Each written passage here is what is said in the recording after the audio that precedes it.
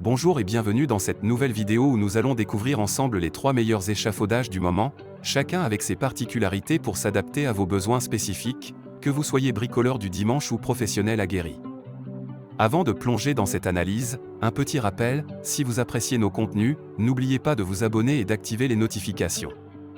Ainsi, vous ne manquerez aucune de nos critiques détaillées. Et bien entendu, les liens vers tous les produits évoqués sont disponibles dans la description et le premier commentaire. Découvrons sans tarder notre premier choix. Commençons par l'échafaudage pliant en acier de chez LM Technique. La première chose à noter est son matériau, l'acier, synonyme de solidité et de longévité.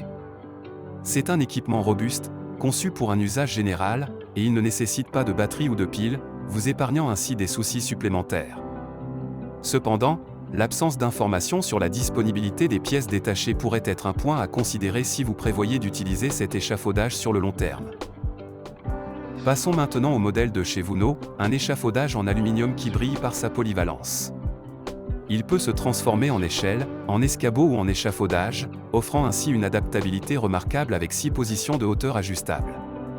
Sa structure en aluminium est à la fois légère et capable de supporter jusqu'à 150 kg, avec l'avantage supplémentaire d'être facilement déplaçable grâce à ses roues intégrées. La plateforme de travail est généreuse, avec ses dimensions de 120 x 40 cm, et elle inclut un support à outils très pratique. Cependant, sa hauteur maximale de 166 cm peut être limitante pour certains travaux. Enfin, explorons l'échafaudage domestique proposé par Matysère. Ce modèle, combinant bois et aluminium, est un compromis intéressant entre légèreté et robustesse. Sa plateforme spacieuse avec trappe d'accès offre confort et sécurité, tandis que les barres stabilisatrices ajustables et les grandes roues de 150 mm facilitent son positionnement même près des murs. Avec une hauteur de travail max de 4,36 m, c'est l'outil idéal pour atteindre des sommets. De plus, il est conforme à la norme NFE 85-2 CENS et est garanti 5 ans, ce qui en fait un choix rassurant pour les utilisateurs. Le seul inconvénient potentiel pourrait être son poids de 34,4 kg, qui peut rendre son déplacement plus exigeant que celui des autres modèles. Procédons à une analyse comparative détaillée de 3 types d'échafaudage, LM Technique, Vuno et Matysère, en tenant compte de divers critères tels que le matériau, la mobilité, la polyvalence, la capacité de charge, la hauteur de travail et la facilité d'utilisation. Le modèle LM Technique est constitué d'acier, ce qui lui confère une grande robustesse et résistance, le rendant idéal pour les travaux de grande envergure et fréquents.